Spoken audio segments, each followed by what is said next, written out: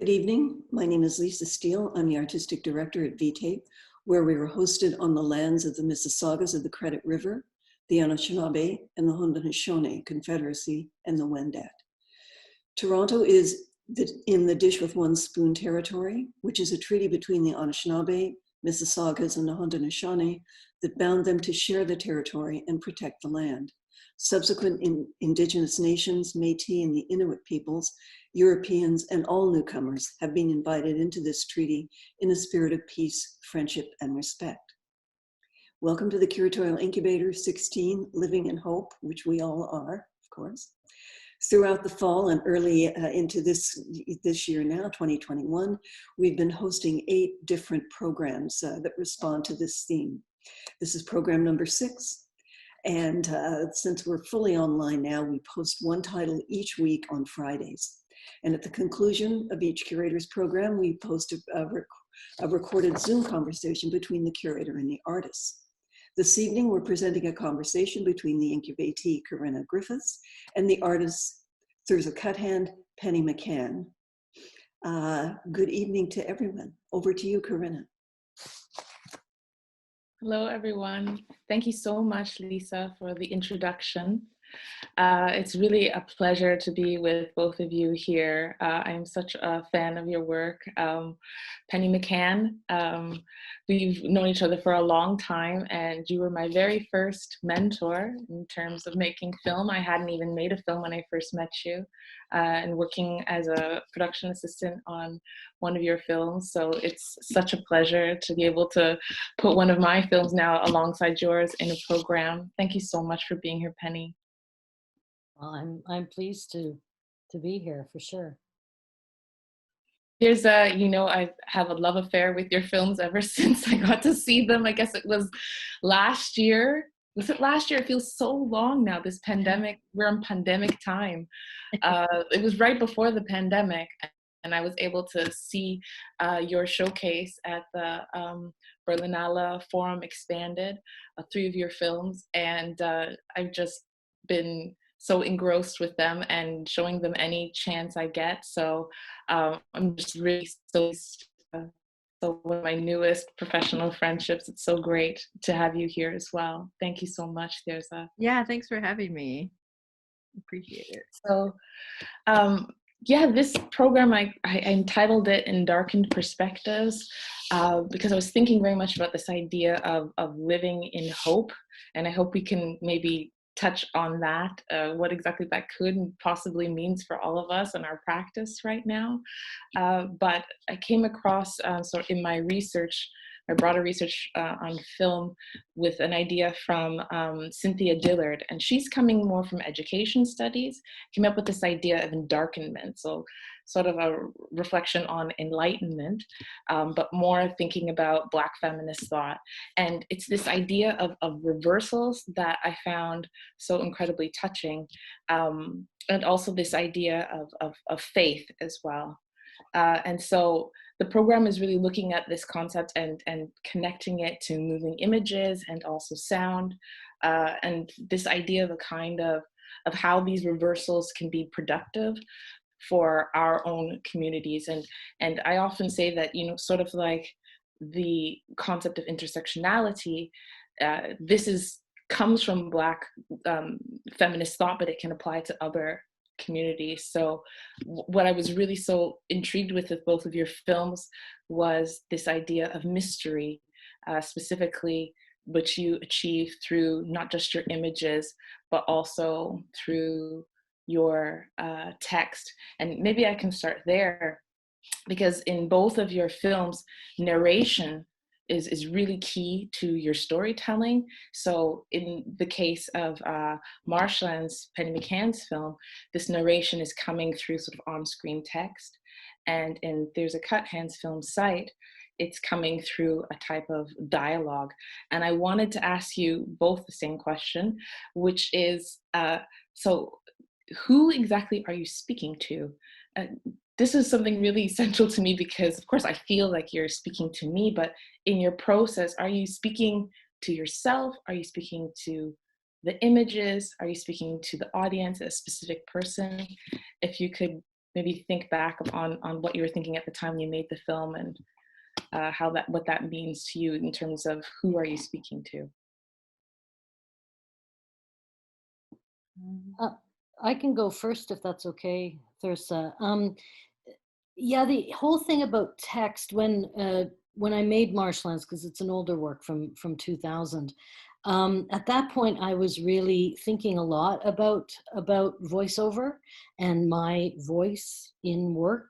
And it's interesting because for you, Thirza, I associate your voice with your work, and it's very embodied that way. But for me, I was feeling for some of the work that I was doing, it was too fixed. It was too me. I wanted it to, what I want to do with text is to allow people to hear themselves, because when you're reading text, you're hearing your own voice. You don't know what my voice is like. So that's what I was trying to do with Marshlands, was to open this sort of psychic space for the viewer, to enable them to sort of crawl into the work and think about it from their perspective. So that's, and text and voiceover, it's only now, 20 years later, that I'm beginning to go back to voiceover, beginning to think about that as a strategy.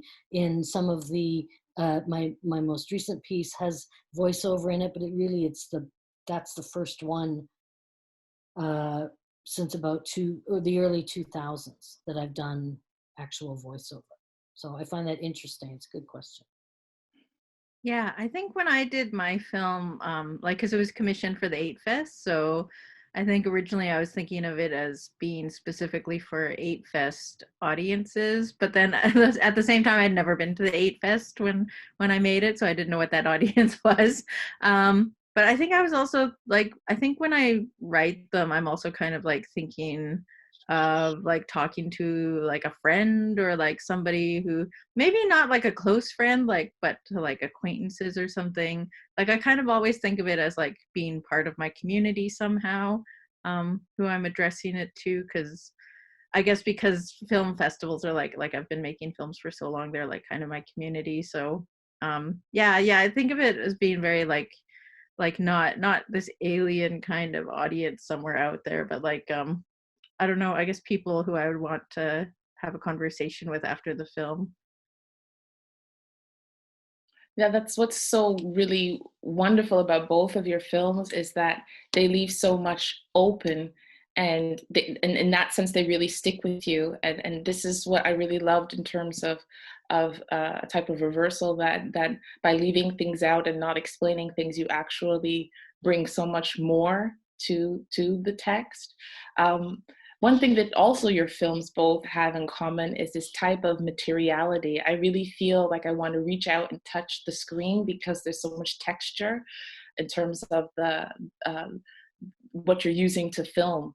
Maybe you can speak about that, some of those choices that you made in terms of what you used to shoot on, the analog aspect of it, and why that choice is important to you. Is that for both of us? Yeah, I'm asking you both the same questions, and then I'm seeing who is like feeling moved first. But I could also ask maybe Thirza to start. Okay, sure, I'll start. Yeah, so with the site, we shot on, like, because it was made for the 8 Fest, so it was shot on Super 8, and it was going to be projected like directly off of the Super 8 reel. And I didn't have equipment to edit Super 8 at that time, so I just had to use the one reel and like just shoot, and like it was like all in camera. And then my friend and I took Sharpies and we just like drew all over it to like get the sense of like kind of like blindness, like obscuring vision. But I didn't want to just, like get a big Sharpie and like scribble out everything. So it was like, so there's like textures and patterns and like circles and things, and different colors too, because I didn't want the idea of the interiority of blindness to just be like this sort of like lack of everything. Like I wanted it to kind of have this imaginary quality to it, and sort of like just I didn't want to just be like dark. Like I didn't want Derek Jarman's blue kind of thing. I wanted more textures with it. Yeah, this is something I really appreciated in your film, the idea that you don't really deal with direct sort of opposites, that blindness is not the opposite of sight, you know, and darkness isn't necessarily the opposite of light. And that really came through also in your voiceover, and that was mirrored in the texture that you applied to the actual film. I'm going to ask you, Penny, the same question about your choice in terms of material for the stories that you're telling. Marshlands is sort of was a real sort of marker for me. It was the first of the works that I did mixing video and Super 8 and 16 are all mixed in together. And so I shot, I was in residence at Strutt's Gallery in Sackville. So I was able to, have a bunch of different cameras there and to shoot with a range of different formats. So so that's the first time. So I had High 8. Remember High 8? Yes. and 16. And I didn't have the 16. I had Super 8 there, and I used some 16 millimeter footage that I'd shot previously. And at that point, I was really struck by the different textures that you could get, and also to go back to this idea of creating sort of psychic space for the viewer. I was really interested in sort of the subjective shifts between the different formats. And it's not a simple thing like, oh, film is nostalgia. It's not as simple as that. And so it became more about creating sort of this tapestry of memories and dreams against this landscape, this sort of big, vast landscape. So that's what I was trying to get at with Marshlands. It was a real revelation for me, that piece. So I love seeing it every time because of that. I love seeing it too. And actually, I'm thinking now I should answer this question as well, because I was brave enough to put my own film in the program, and I'm doing something similar, but in terms of mixing video and Super 8 footage, and trying to see how our reaction to a similar image changes when we see it both in video and in film. And for me, this was really, and now I'm seeing how hard it is to answer these questions, because sometimes you don't know what you're doing when you do it. But I think for me, what I was trying to think about was this idea of different perspectives on the same thing, because my film is very much about a kind of diasporic longing, and I think that Repair is about somebody who is, from the Caribbean, but born in Canada, lived in Canada, and only knows about Guyana through stories. And then I'm talking, basically the words that I'm saying are, I'm trying to learn the names of plants. This is something that didn't come through in terms of when my family immigrated to Canada. I didn't learn these things, but this is something that was so much a part of my family knowledge back in Guyana. And so this idea of learning and repeating, and even trying to figure out the subtitles, which will be coming at a later point to the film, even trying to figure out, okay, I might know what it is orally, but what is that in a written language? I don't know, Corilla. Okay, I know the word Corilla, I know what kind of plant it is, but I've never written it down. It's more of an oral transmission. It's never been a written transmission. And then being confronted with that, I think, we've had conversations about that as well, in terms of language, that it's actually almost like a foreign language when it becomes written, Mm-hmm. Yeah. Well, I wanted to ask you a really simple question, sort of to wrap up, which is, it's a question that we used to ask quite flippantly, and now it's taken on so much more meaning in this pandemic moment. Basically, I wanted to ask, how are you doing? And I know that I used to, just say I'm doing fine, but in the last, it's almost been a year now, the pandemic continues to ask more and more of us. Specifically, I would say also those of us who work contract work, who work freelance. And I'm just really, from the bottom of my heart, so grateful for you showing up here for this conversation and really showing up as you are. So without any sort of kind of ableist or neoliberal euphemisms about how we're doing and how we show up. And because this program has this title, Living in Hope, I really wanted to ask, in terms of how are you doing, but how are you able to live in hope in this moment, and how are you able to continue to have hope in terms of your practice as well? So, big question, but I'll go first. It's been hard. Like, I was kind of in denial, I think, at first, of how hard it is to be like, because I'm doing pretty much like the lockdown thing right now, and I haven't had very much social interaction with friends. Like, they kind of like they used to kind of drop by and we would talk outside, but like it's really been locked down here the last while. So that's been, and then Christmas is always kind of hard. I think also because there was that glimmer of hope when like the vaccines came out, and I'm in the urban indigenous population demographic, so like we were supposed to get it kind of like early on in the vaccine rollout, like not early, but now it keeps getting pushed back, and so I'm not really sure when I'm going to be able to get vaccinated. And then even when I get vaccinated, it's like there's all the other people who have to get vaccinated still, and just kind of I think that's been really hard on my having hope, is just seeing how slow the rollout has been of like getting people vaccinated. But I don't know, I guess I still talk to my mom every day on the phone, which kind of helps. And, kind of still trying to keep a routine going. So that kind of helps me out. And I've got my dogs. So wait, I'll just, here's one of them. And then the other one's over there sleeping. So they kind of like make me feel better every day.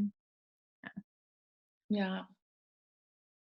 Yeah, I mean, I think 2020 was an okay year for me, pandemic notwithstanding, because I actually had an exhibition, which was kind of awesome, at Gallery 101, and like a weird pandemic exhibition that people could make appointments and go.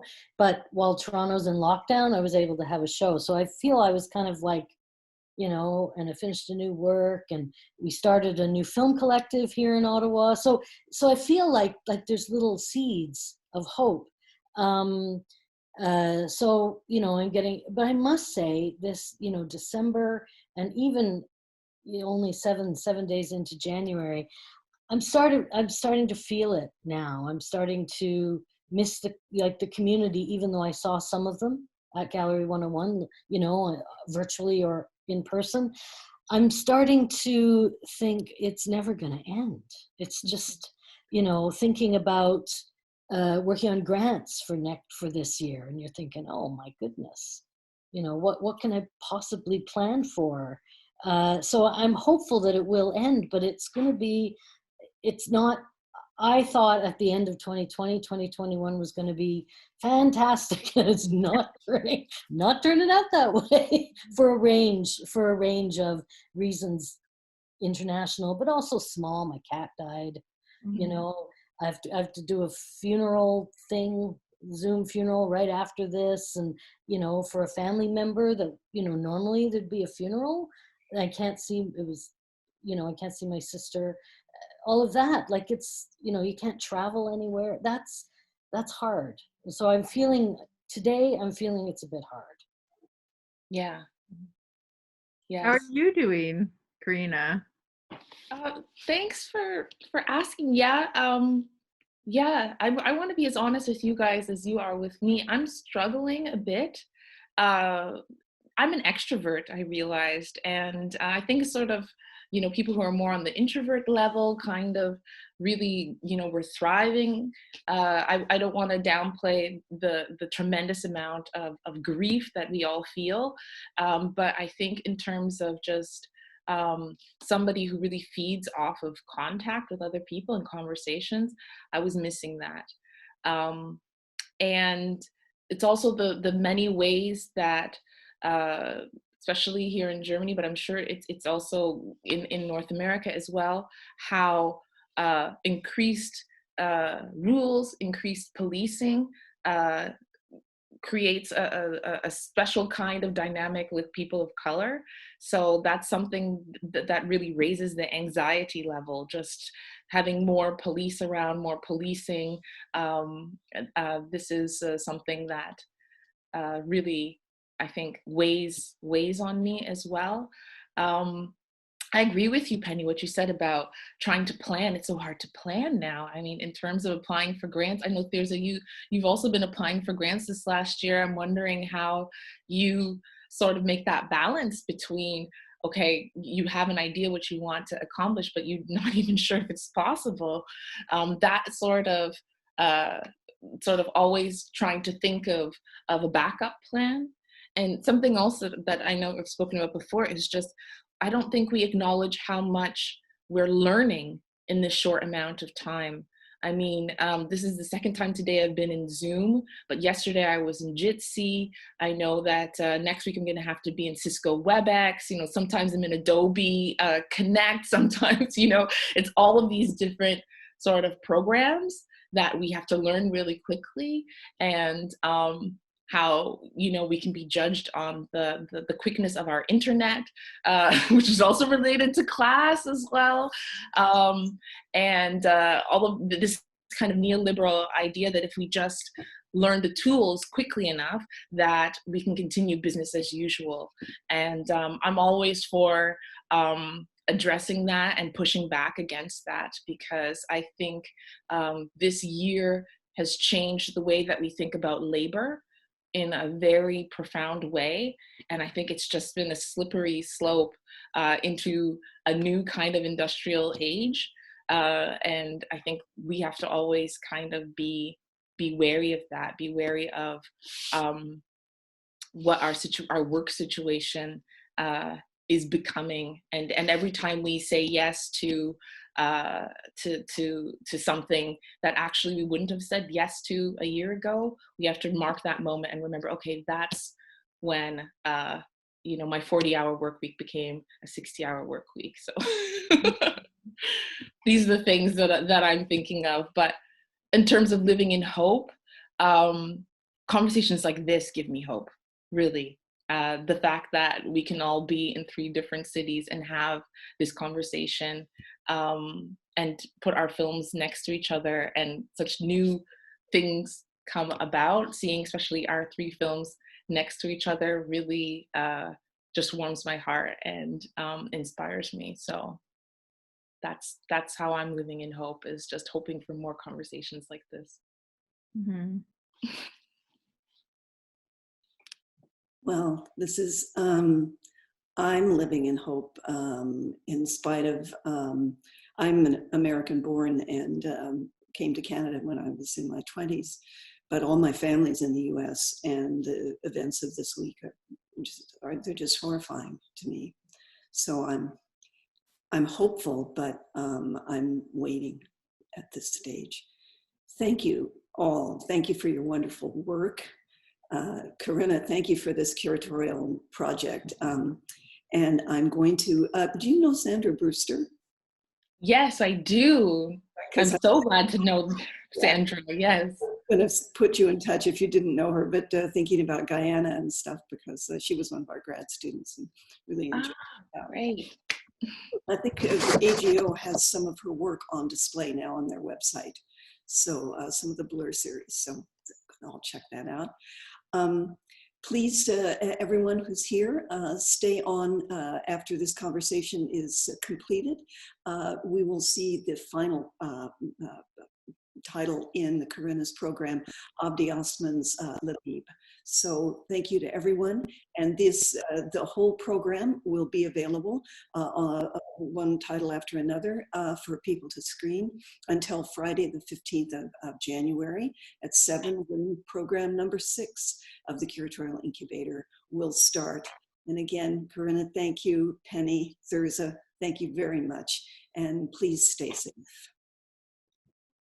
Thank you.